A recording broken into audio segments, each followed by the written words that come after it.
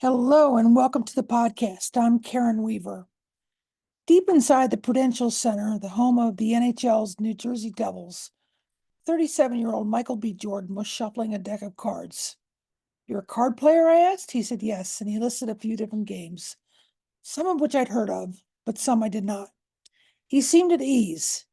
He had just done a pre-recorded hit for NBC's The Today Show and was about to do an interview with me. Named to Forbes' 30 Under 30 list in 2014 for both Hollywood and entertainment, Jordan has since added to his impressive list of accomplishments major leading roles in 3 movies: Black Panther, Wakanda Forever, and Creed. His net worth is pegged at $25 million. Now he wants to climb to the top of the sports world. I asked him what his ultimate goal was. With a serious look, he said, "I want to own an NBA franchise." Jordan knows what equity and wealth have meant to him. Now it was time for him to share that insight with others who grew up just like him. Just before the launch of the 2-day Invesco QQQ Legacy Classic, a showcase tournament for 4 HBCU men's basketball teams in Newark, New Jersey, I was invited to exclusively interview Michael for Forbes.com. Over the 30 minutes we spent together, Michael shared wisdom and insight that is valuable to everyone, but in particular college athletes trying to navigate the great financial potential of name, images, and likeness. Here's my conversation. You can learn more about the Legacy Classic in that historic weekend in my piece for Forbes.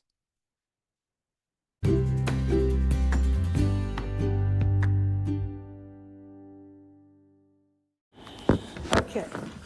I am here with Michael B. Jordan. And Michael, glad you could join me today. Thanks for having me. This is great. So, of course, it just... No, okay. that's how it happens. All right. So what drew you to create this event 3 years ago? 3 years ago, I think it started maybe about 5 years ago. Okay. You know, in my brain, watching Maui Invitationals. Okay. You know, Yep. and just seeing the different schools that were there, and I was like, oh man, like HBCUs don't have a platform like this. Great point. Or Yeah. there's no weekend or a destination place for them to go and have a weekend of experiences around an event or nationally televised games, you know, where Yep. they could actually be seen by the next level, so they can want to go to the next level of competition. Yeah. And I think trying to reverse engineer, how do Yeah. you get, you know, top talent coming out of, you know, middle school and high school? How do you get them interested and excited about going into an HBCU besides going to the other schools Yeah. that feel like gives them the best shot at getting to the next level?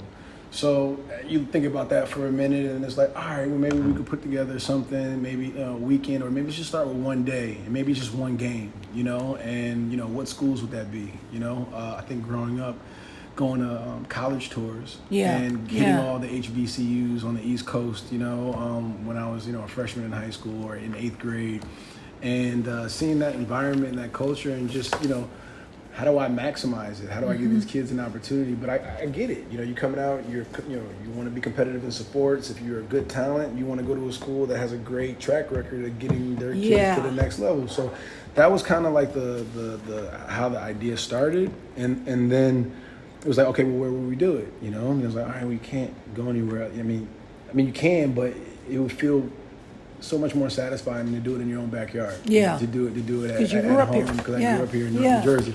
So I knew I wanted to do it here. And I think all the other kind of hyphens and all the other, like, you know, verticals that kind of stemmed off of the classic, you know, with the financial literacy and, you know, the pitch program and giving grants and to small businesses and startups. I think those are the things that started to gravitate towards the classic, you know, like the months and the years after that, as we started to kind of develop this thing. So that's kind of where the idea started.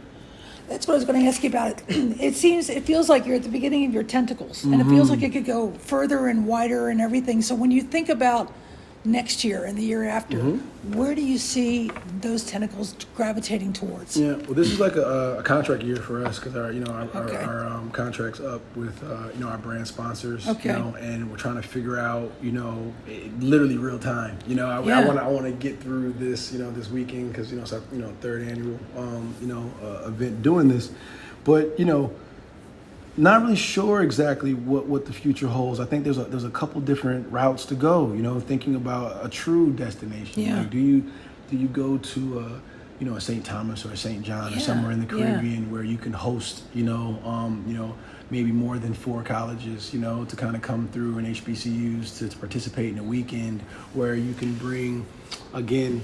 The financial literacy element of it all, the investing now with name and likeness being available to these kids, giving them set them up for success. Yes. I think they're getting access at a really, really fast rate, and with social media and digital content and each person being their own brand now, what I'm saying, which is great opportunity for them. Absolutely. But I just putting a little bit of a direction for them, and help them make decisions and lead them in a direction that will give them the best chance at success when it comes to that. Well, that's one of the things I was thinking about as I was, thinking about the efforts you've made, and all of a sudden we drop NIL in the middle of all this, and it can be really easy to think of that as being the vehicle for wealth. But I think there's so many other things that people can do to maximize their ability to create wealth, and also then ultimately to get to equity.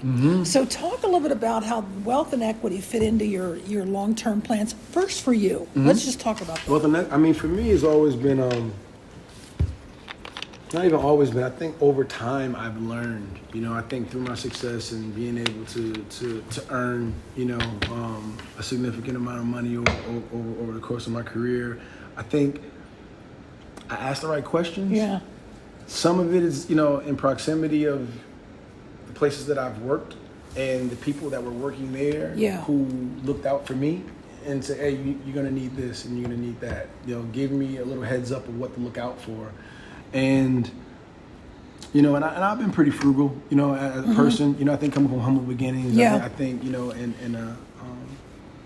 a sense of responsibility, when you have an opportunity and you recognize that opportunity to kind of change, to create generational wealth, and to break that vicious circle that happens, in our communities, That's exactly right. Of feeling like, most of the time a lot of our parents start off in debt. That's right. And we're responsible for picking up that debt, and that weight kind of naturally gets passed on to the next generation, and so on and so forth. So I looked at it as like, okay, if all else fails, I'm gonna try to break this cycle for my family. You know what I'm saying? And I think as that became more of a reality, I looked like, okay, well shit, if it's me, there's so many other people like me and other that they might need this information too, or they might need a loose blueprint on how to do that for themselves.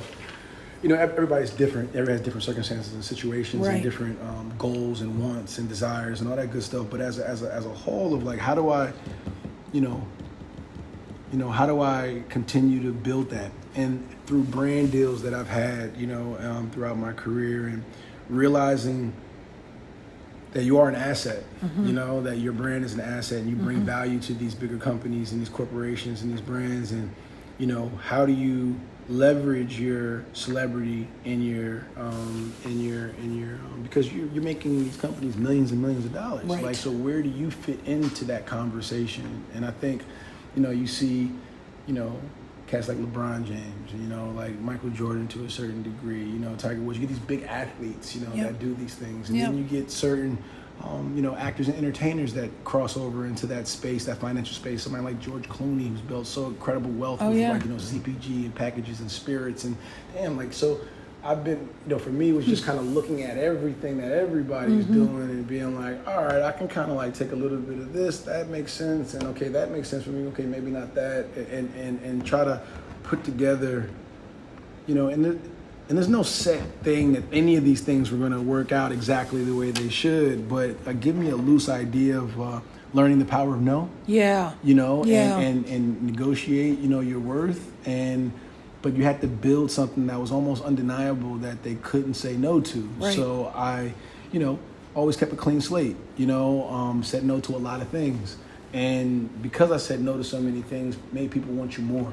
And so then you understand the nuance of the game within the game, even within brands that are competing with each other about what talent they have and don't have and who's what. So then there's another layer to it. Okay, well, he just signed that person. They're looking at that person over there. Okay, working with that and that. What did they get on that deal? Okay, cool. And so I've always had like a interest in like business and entrepreneurship, but I've just been around people who I was able to learn from. Go back to your 18-year-old self now. Let's do it. Half of your life ago. Mm-hmm. What things did you not know then that you wish you'd known based on what you just said? Think about your career and your path and the opportunities you had, because that's the group that you've got here today.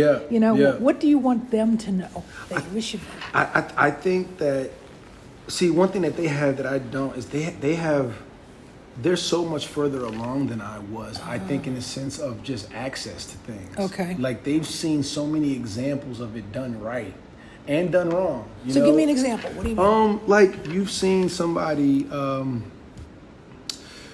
it's in music or this, negotiate for themselves. Yeah. Say no to upfront money. I'm gonna take less upfront money. Give me some points on the back end. I'm gonna bet on myself.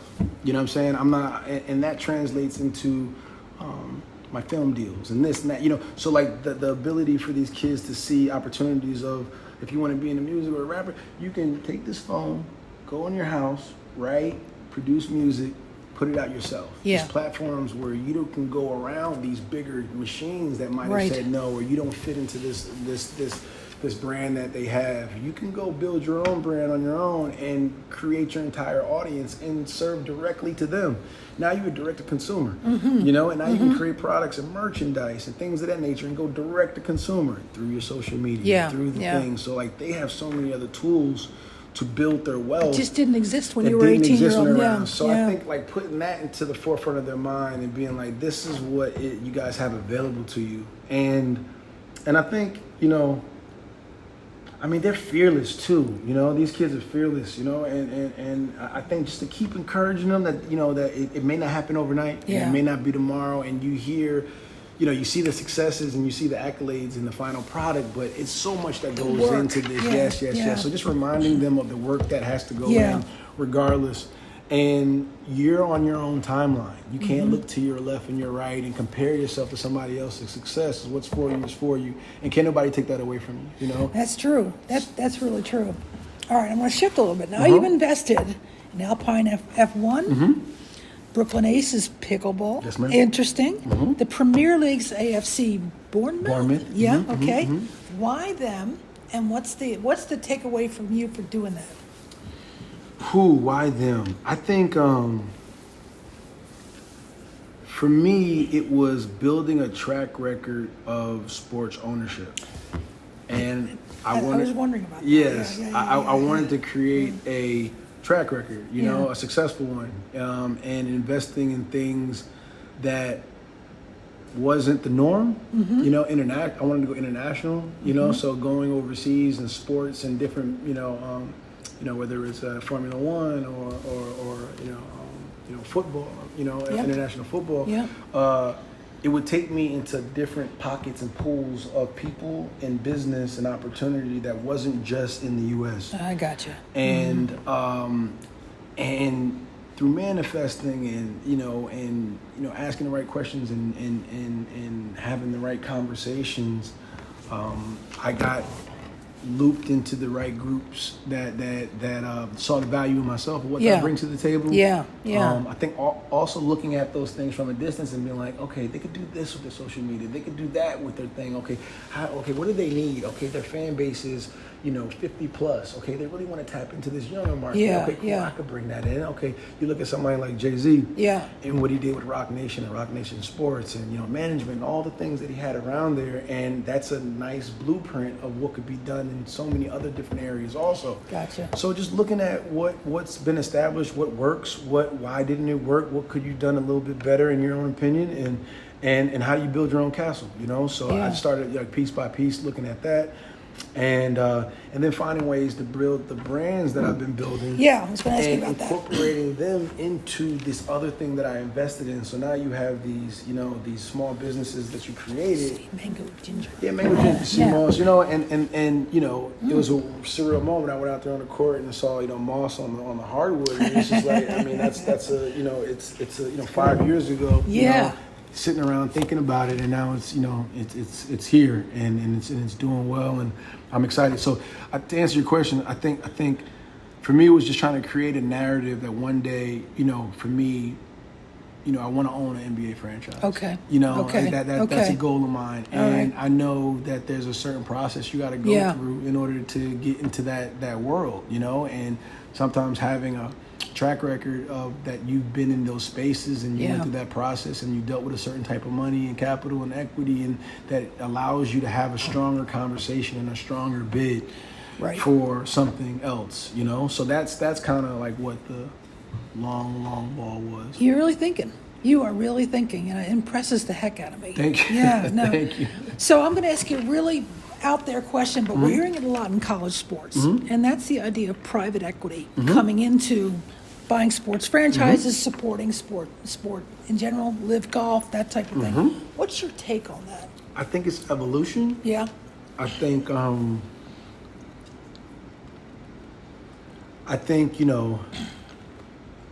Rain and the Black Rock, and you have these other big, groups that are investing in entertainment and sports in a rapid way, and especially with the increase of platforms that exist. Yeah. It's not just, you're not just dealing with your TV deal, and what that looks like with traditional networks. You're looking at now streaming, and digital and direct to consumer in a different type of way. Did you see what Fox is doing tomorrow night for the women's basketball game between Iowa and Maryland? No, what happened? What they do? We're going to do tomorrow night. They're going to follow Caitlin Clark around with their TikTok channel. Okay. Whether she's on the bench playing defense or playing offense, okay, the stream is going to be on her the entire time. Really? Yes. Fox is doing that? Fox is doing that on their TikTok channel. That's incredible. That's actually super smart. See, that's what I'm saying. Like, that's because now whatever the deal is between them. Yeah. Because at this point, there's got to be some type of agreement in that. There, that's smart business. And whether she starts to wear her own shirt. Yep. Or her own pair of sneakers, her own shoes, or the headphones that she rocks in, that creates certain value and brand awareness that wasn't available. So that's the type of creative thinking. Yeah. But again, you have to, be curious enough to ask the questions and figure out how to get in there and be, bold enough to say no when it's not right and what doesn't benefit you, and hold strong because you have that value. She's the hottest thing in, women's sports right now. Absolutely. And I love watching her. It's incredible. It's so to be able to. Yeah, that's good. I like that. Yeah, I did too. I was like, okay, I don't have a TikTok account, but I'm going to have to figure out where to get one. Me either, but I'm gonna check it out. I'm gonna check it out because I'm curious to see what comes from that. Exactly, yeah. Because usually when you see things like, you hear about stuff like that, and then like a month later you'll see this big release, or she'll come out with this new thing, but she's already done the groundwork with all of her fan base because they've seen it so much through her collegiate career, and she's probably not coming back next year, so she's probably gonna go to the WNBA. I know. So she's setting herself up to be, to that next level. To the next level, absolutely.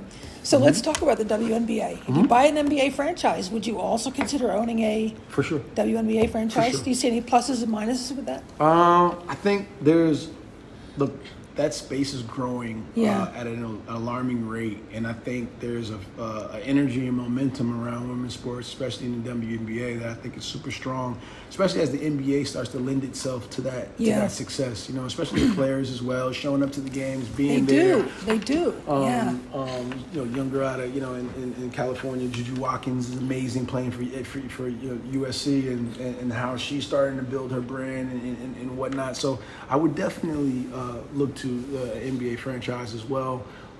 Usually, the NBA team would probably own a part of whatever ownership group might have a WNBA team, and then the G League team that sits underneath that or whatnot.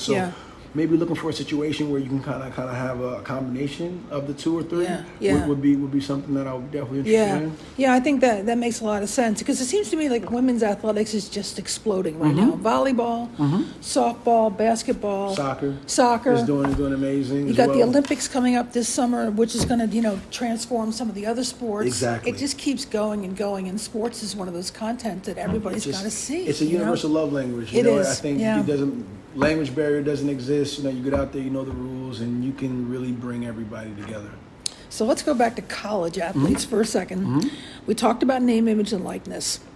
Obviously, there's a lot of opportunity, but there's also opportunities to be taken advantage of. If one of the athletes today were to ask you, how should I protect myself? What kinds of things should I be doing to protect myself? What would you say? I think looking into a financial advisor. Okay. With the right type of deal that's not really taking upfront money and that's invested in the success that person that the client has. So within success they both win. Yep. I think it's super important. I think there's things that exist that people feel like they got to pay for everything up front, and I think that's not the case. Yeah. They work for you, and you are the value, so you are the equity. So I think in believing in that person, that talent, believing in that player, whoever it is, that in success we all win. I think is important, to kind of to pay attention to. I think, listen, whatever the numbers is that, the success rate of players going from the collegiate level to the pro. Yeah. It's not high. 2%, 1%. You know what I'm saying? It's not high at all. Yeah. Looking at other things around the sport that could be as lucrative, that maybe basketball or that sport is what got you in the room or got you to the table. But now that you're here, look around and see what else piques your interest. Look at what else is available to you. You may not be a draft pick. You may not be these things. You might be an agent. You might be in the sports management. You might be into, in the ownership group. You might want to go work for an agency. Whatever it may be. I think looking at other things that are your sport adjacent is good. But I can never say no to somebody who's obsessed with what they think is for them and their dream, because that type of obsession and sacrifice is what makes the greats. It's a really good point, and I think all the conversation around NIL right now seems to be that either they're making a lot of money or somebody's taking advantage of them, and it has to be somewhere in the middle there that we have a deeper conversation about the entrepreneurial opportunities, which are just amazing, that are out there, but also this feeling like, and families feeling, my son or my daughter's missing out if they don't get the big check. So you just talked about finding those other possibilities. Those can be equally as valuable, yes? For sure. Okay. I think you get caught up. I think everybody wants the bell of the ball. Everybody wants the big shiny thing up there. And that's great to go for that thing. But but then you could look at it like this. How long did that player play for a collegiate team and didn't get anything? And the university was racking in millions and millions and millions of dollars a year to the athletic program, selling jerseys, concession stands, contracts, et cetera, paying coaches, and paying coaches, whatever. And players didn't see any of that. Got injured, didn't run in the league, et cetera, et cetera. Like, there's so many cases like that. I gotta always, talk from the talent, I guess, side or the player side. From that. But this, I think to families that are looking for that big ticket, it's like there's money to be made. There's enough brands. It may not be the Nike or Adidas, but you might want to go to Hoka or New Balance or something else. Maybe just a local pizza shop. Exactly. There's this. I have a player, Tyler Adams, that plays for Bournemouth. He's the captain of the U.S. Men's team. Oh, okay. He plays for our team. And he's from upstate New York. And there's a local brewery up there. And they started making cherry beer, in support of our football program because he's from the local area. But just the idea of, if not sure it's happening, don't know if they have a deal or anything like that, not sure of it. But in my mind, it's like, cool, hometown hero, locally, they got a brewery, cool. Maybe that might be an endorsement there. Maybe you're locally the face of that beer if you wanted to. Like, there's that type of creative thinking that I think exists. People just have to be a little bit more imaginative and just kind of think of different ways. It's not what it used to be. Right. So right. I think there's tons of different ways to attack it. You just got to take the time, I guess, to focus on it. Yeah, and I think athletes sometimes, maybe you have some thoughts on this, but being a full-time student, a high-profile athlete, and then trying to create time to do everything else, including managing your brand, it's a lot. It is. I mean, that's why you need a team. Yeah. You know, and I think, and that is another tricky part, and I don't have a lot of advice for that because everybody is so different. Some people work well with others. Some people like to be a solo mission. Some people, have trust issues. Some people are very trusting. It's like it depends on the person, I think. And there is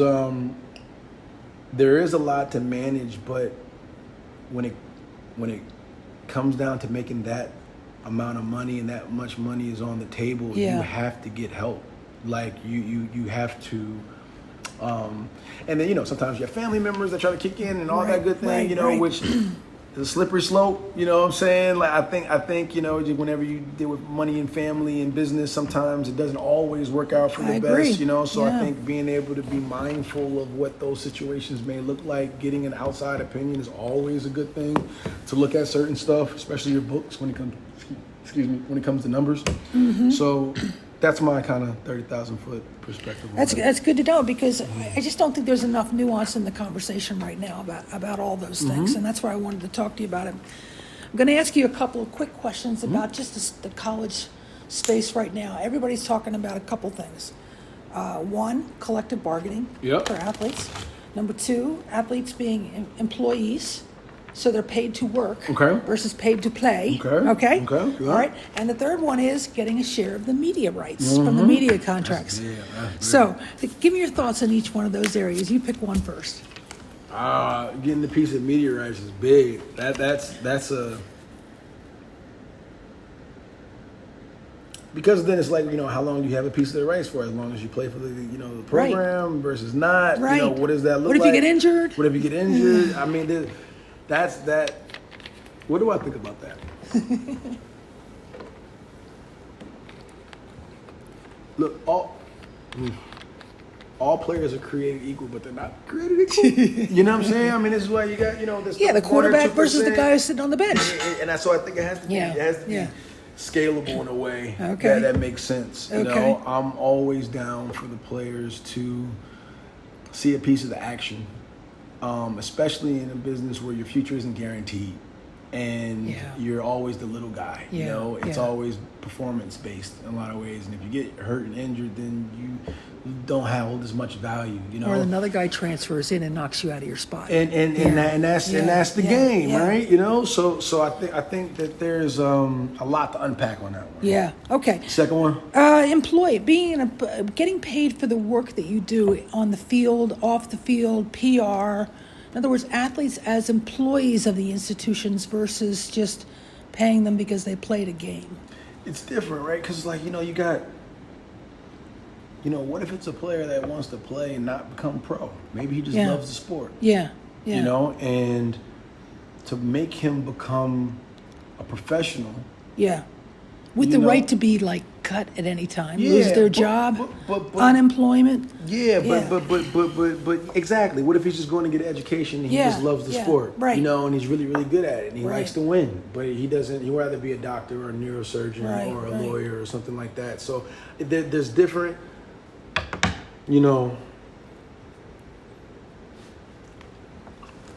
I don't know if it's one extreme or the other. I think there's some middle ground in there. There's a lot of gray area that needs to unpack, so I think they can find. There are a number of lawsuits out there right now trying to sort that very thing out. But it seems like people are just sort of like, it's all or none, Well, everybody's recalibrating. It's been so one-sided for such a long time in fighting for things and rights, and you got video games has been using likenesses in universities for so long, and they've got won that that suit after a while, then they have to start paying, and then so there's this they're counter-reacting to this thing, so they're going into the other extreme, I think, in some areas, but I think eventually it's going to find its place somewhere where it In the needs middle to be. there. Okay. Collective bargaining, particularly for safety, well-being, health, those kinds of things. Number of hours on the field, what happens when I get injured, who gets the determination when I come back, if I do get injured, who pays for all my medical expenses, should they be collectively bargained? Or do we I don't just- know about the hours Yeah. on the field. Yeah. That's tough. Yeah, because you work that lifestyle too. You could be working like a dog for 6 months straight, and then you're off for I don't know how many However months. long, You know what tell I'm saying? me, yeah, But that's a slippery. These are all slippery. Slippery. Yes. I you know.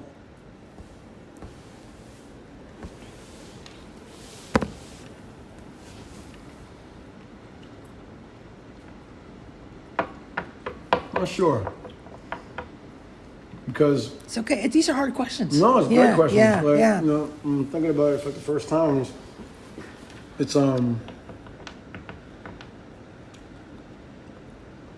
there's pros and cons, and I think it also depends on the university, you know. Yeah. And we're talking about collegiate, correct? Yes. Yeah, it depends on the university and sports program. You know, usually the football program for most universities end up, supplying a lot of the money for the rest of the And athletic that's the department. worry is that they'll lose everything else, Yep, right? Yep. So I think that is a problem. I don't envy the person who has to figure out, and I'm lucky that I get a chance to watch and enjoy and have help from the other side of things. I get to teach and write about it. Yeah, absolutely. So, Great question. I don't want to take too much more of your time, so I'm going to press stop right now. Okay. No.